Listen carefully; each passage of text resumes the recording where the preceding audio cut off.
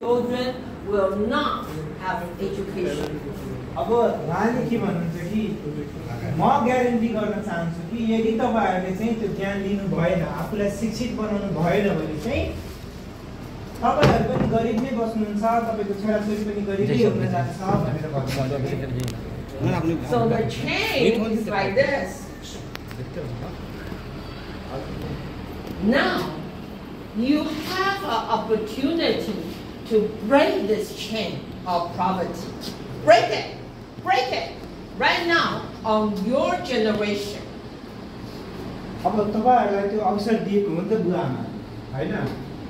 बाबु माग्ने जति पनि हाम्रो बुवाआमा हुनुहुन्छ, बाबु म गरिब हुन चाहन्न, तपाई म जस्तो भए त्यस्तो हुन चाहदैन, तपाईहरुको भविष्य नचाहोस् भनेर स्कुल पठाएको हैन? अनि यहाँबाट तपाईले चाहिँ त्यो गरिबीको जुन चक्र छ, हैन, त्यो चेन छ, तोड्न सकिन्छ के? तर तपाईले हो के फेरि तोड्ने? हो कि नै? स्कुलमा बुवाआमा त आउँदैन, तपाईहरु आउने हो। ज्ञान भर्न त तपाईहरु सधैँ यहाँ यो कपमा ज्ञान भर्न आएको हो कि नै? अब यो यत्रो बुक केको लागि, सबै बुक केको लागि भन्नुस् त ल? सबै बुक केको लागि ज्ञान गर्नलाई हैन? यो पढ्ने अनि गरिबीको चक्र काट्ने, पढ्ने काट्ने, पढ्ने काट्ने। कसले सक्छ त? तपाईहरुले। सो आफूलाई शिक्षित बनाउने र गरिबीको चक्रलाई चाहिँ कट कट कट। अब नो मोर गरिब, हैन? भनिन्छ के तपाईको गरिबीमा जन्मिनु भनेको तपाईको बसमा थिएन रे के? तर गरिबी भएर मर्नु भयो भने चाहिँ दुखी हुन्छ, हो कि नै? यो चाहिँ अर्को गरिबी हो कि नै? बुझ्नु पनि गरिबी भएर मर्नु चाहिँ हुँदैन। अलिकति धनीको मर्ने, मनको धनी, ज्ञानको धनी, व्यवहारको धनी, विचारको धनी, हो कि नै? Yes. So if you are college graduates, I guarantee you will marry a college graduate girl or boy. And your children will be college graduates. And your grandchildren will be college graduates. I guarantee you. अब हेर्नुस्, अब तपाईँ college degree जानुभयो भने हुनसक्छ अलिकति बढी ज्ञान भएको साथी भेट्नुहुन्छ हैन त? अब ज्ञान पनि कोसँग हुन्छ भन्दा अलिकति बढी पढेको मान्छेसँग हुन्छ होला, हो कि नै? अनि त्यो भनेको के त भन्दा चाहिँ खालि एकाडेमिक डिग्री मात्र होइन के? विचारको पनि एकाडेमिक डिग्री होस्, व्यवहारको पनि राम्रो होस्, बोली र पनि यस्तो मिठो होस् कि सुन्दा पनि मान्छेलाई राम्रो लागोस् न, हैन?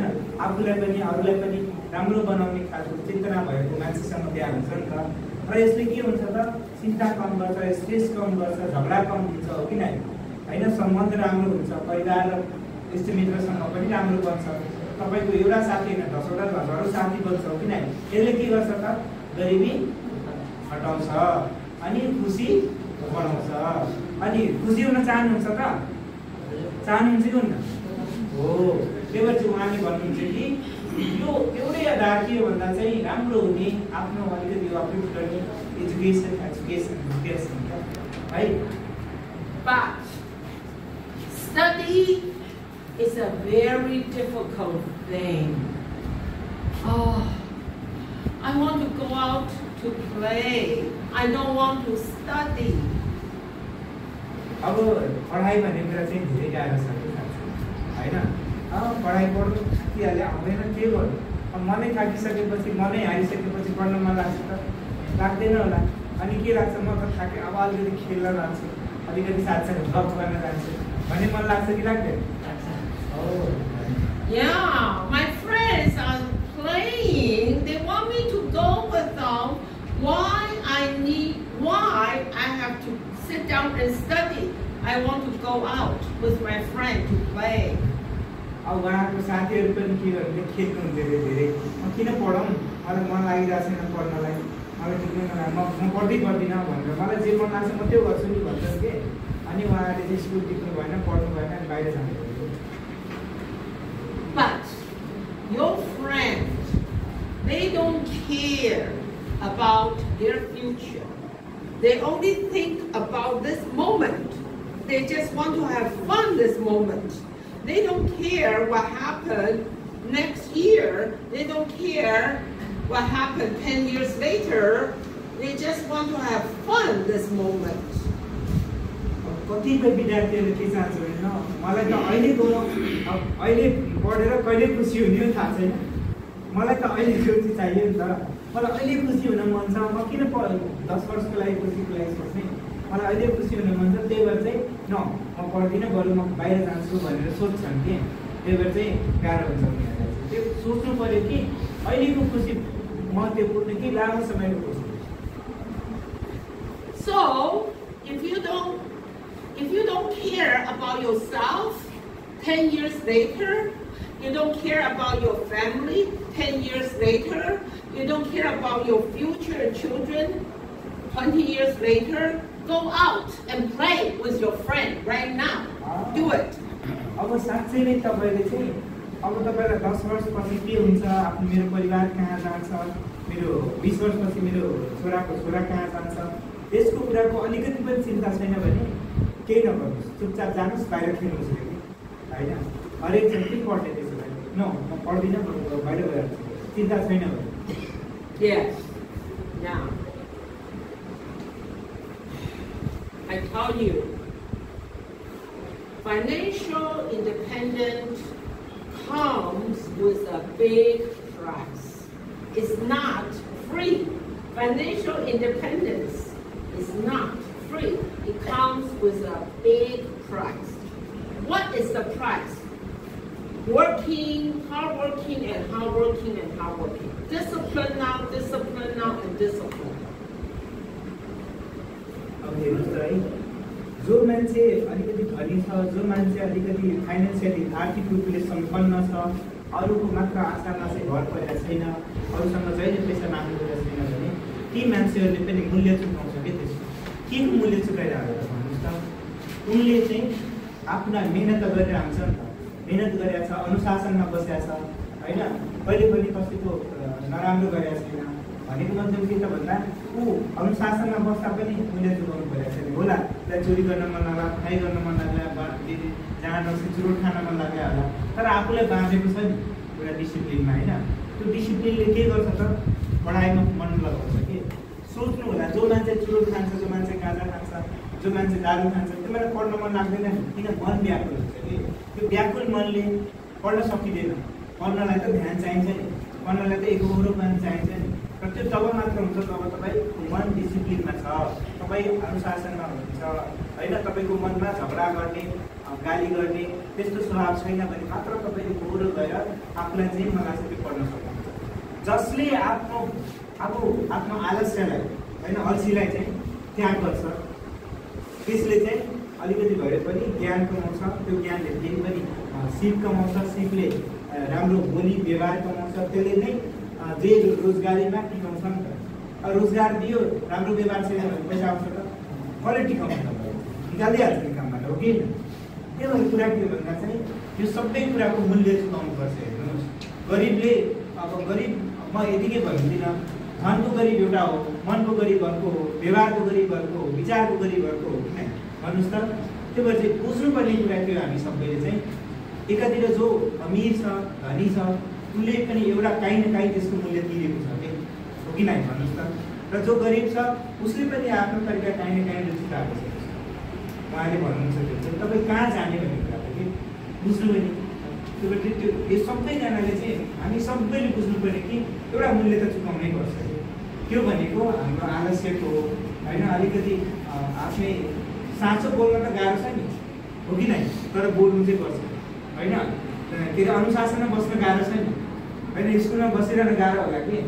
आफ्नो मनलाई चाहिँ म त खेल्न मन लाग्छ तर बाँध्न गाह्रो छ नि, होइन मेरो मन ठिक छ, मन ए मन मेरो थाक्छ होला, अलिकति गाह्रो हुन्छ होला, तर होइन त अलिकति रेस्ट गर, तर पढ है। यताउता गयो भने मन के हुन्छ, बिग्रिन्छ छ। अनि उताको पढ्न खेलिरहेको मनलाई पढाउन गाह्रो हुन्छ नि, हो कि नै, रमाइरहेको मनलाई पढाउन गाह्रो हुन्छ हुँदैन। नाच गरिरहेछ, खेलिरहेछ, घुमिरहेछ, चारैतिर उसलाई चाहिँ फर्काउन सकिन्छ, सकिँदैन भन्नुहुन्छ कि। सबैले काहीँ न काहीँ त्यसको मूल्य चुकाउनुपर्छ। हामीले पनि चुकायो, उहाँले पनि चुकाउनु भयो, मैले पनि गएन काहीँ धेरै ठाउँमा, तर आज म डक्टर भएको छु नि त होइन। र अहिले म खुसी छु, अरूलाई खुसी बाँच्न सकिरहेको छु होइन। So do you think now you sit down and study is very hard, very difficult, but 2 years more You go to college, so you study 6 years very hard. But that's it, 6 years. If you don't do it, you will be working in the farm 40 years or 50 years working in the farm under 35-degree temperature. Or you will be building the house for somebody in a 35-degree temperature for the rest of your life. Which is more difficult? Study 6 years or working in the farm for 50 years? 50.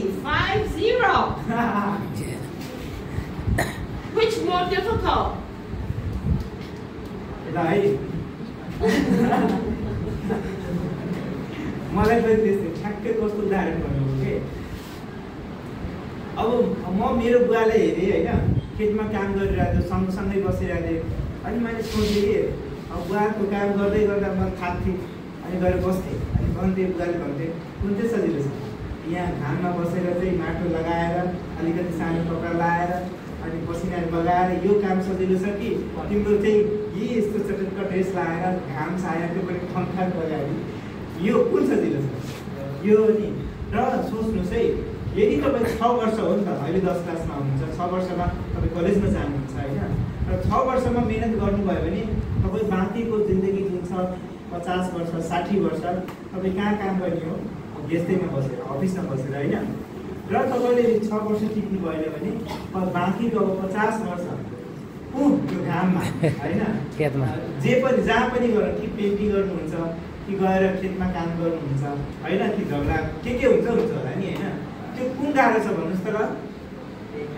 होइन 50 वर्षमा त्योसम्म काम गरिरहने त्यो गाह्रो कि 6 वर्षमा यो गाह्रो तपाईँले सोच्नुपर्छ कि यो किताब पढ्न गाह्रो कि खेतमा काम गर्नु हो भनेपछि त्यहाँ चाहिँ शरीरको काम हो सजिलो लाग्छ कि अनि यो मनको काम हो नि त होइन यो अलिकति गाह्रो लाग्छ मन थाकेपछि ज्यान पनि थाके जस्तो लाग्छ होइन तर यो गर्नुभयो भने त्यो सजिलो हो त्यो काम गर्न तपाईँलाई धेरैजनाले मद्दत गर्नुहुन्छ हो त्यो नराम्रो चाहिँ होइन तर चाहिँ अलिकति केले गर्दा राम्रो हुन्छ भन्ने कुरा चाहिँ सोच्नु So, success has no shortcut. Success comes with a lot of hard work. सफलता चाहिँ एकैछिनमा अचिभ गर्ने कुरा होइन है दिएर कसैले दिइदिने हो भने हुँदैन राजा जस्तो लगाइदियो त्यसरी चाहिँ सफलता हुने भने होइन है त्यो सफलताको लागि चाहिँ समय चाहिन्छ मिहिनेत चाहिन्छ ज्ञान चाहिन्छ व्यवहार पनि चाहिन्छ सबै कुरा चाहिन्छ भन्नु But success has a shortcut, which is to get success through education. अब यो क्लियर कट कुरा के हो भन्दा चाहिँ यो पाउनको लागि सफलता पाउन र सफल हुनु र असल हुनुमा फरक छ नि चोर फटा डाका पनि त सफल हुन्छ नि होइन आफ्नो विद्यामा चोरीमा तर त्यो सफल हो त असल होइन नि त उनीहरू हो भनेको मतलब असल हुनलाई सफल हुनको लागि चाहिँ एउटा बाटो छ त्यो बाटो के हो त एजुकेसन हो एजुकेसन हो कि है सो एजुकेसनको मार्फतबाट तपाईँ सफल हुन चाहनुहुन्छ तर त्यो प्र्याक्टिस चाहिँ के गर्ने हो असल त गर्नु पऱ्यो नि राम्रो कोही प्र्याक्टिस गर्नु पर्ला चोरी नगर्ने इमान्दारताको प्र्याक्टिस गर्नु पर्ला उत्कृष्टताको प्र्याक्टिस गर्ने होला एकाडेमिक पर्फर्मेन्सको त गर्नु पर्ला नि र यो के हो एजुकेसनबाट जाने हो कि Yeah. So from now on, I know Nepal has a lot of festivals. Don't cut school, okay? Come to school and go to the festival after school. School is the most important thing for you right now. Because if you don't do well in the school, you will be working in a farm for 50 years, and your children will be a day laborer doing construction for 50 years.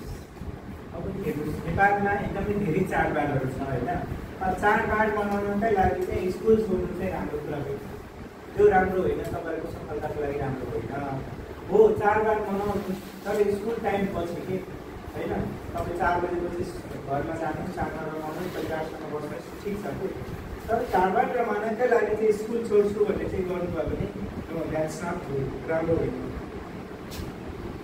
So, your future is in your own hands. Your family future, your father, mother future is in your own hand. Your children future is in your own hand. Okay? You need to be responsible for your family, for yourself, for your future children. All in your own hand.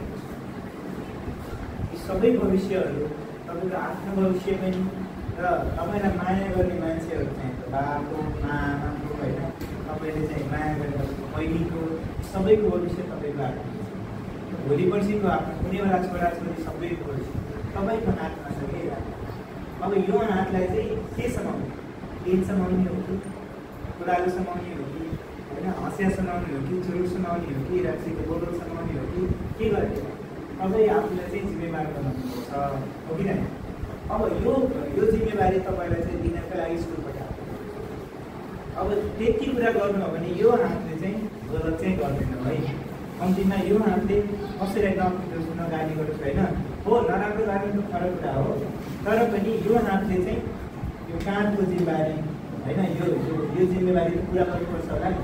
र यो गर्नु भएन भने अन्याय हुन्छ कि बैमानी हुन्छ नि त हो कि नै. बुवाआमाले सोच्छ म स्कुल गएको त पढ्थ्यो होला नि किन उनलाई रहर लाग्दैन होला के गर्नु उनको लागि स्कुल छैन हो कि नै. त्यही भएर बुझ्नु पऱ्यो के भन्दा सबै बाबाआमाले चाहिँ तपाईँमाथि यो काँधमा जिम्मेवारी राखेको छ ताकि उहाँहरूले तपाईँसँग त्यो भविष्य देख्न सकोस् क्या हो कि नै भन्नुहोस् त. हो कि होइन. Okay, that's about all I need to say.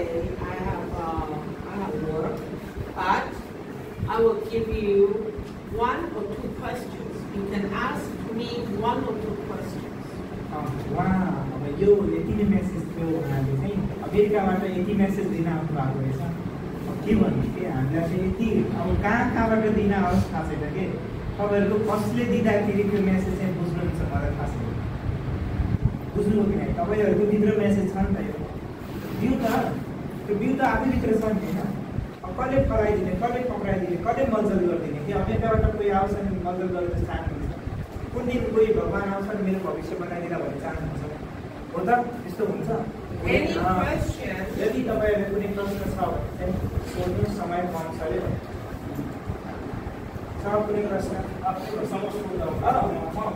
भाषामा सोध्दा म भन्छु. I have all the answers.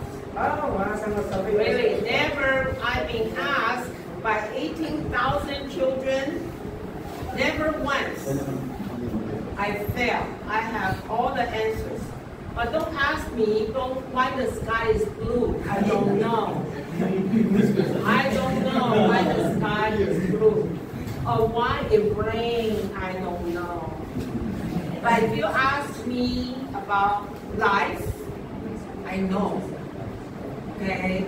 So I give you opportunity to ask me question. If no question, I need to go. कुनै प्रश्न छ भने Yes? You have a question? If you don't have questions, don't scratch your hair.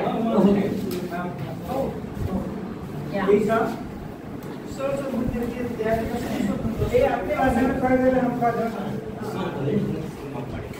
उहाँ चाहिँ कुन school पढेको video पढेको. So we ask you which school you have studied. English medium or Where did I study? Yes. I was born and raised in Taiwan. You know Taiwan? Not China. Taiwan, okay?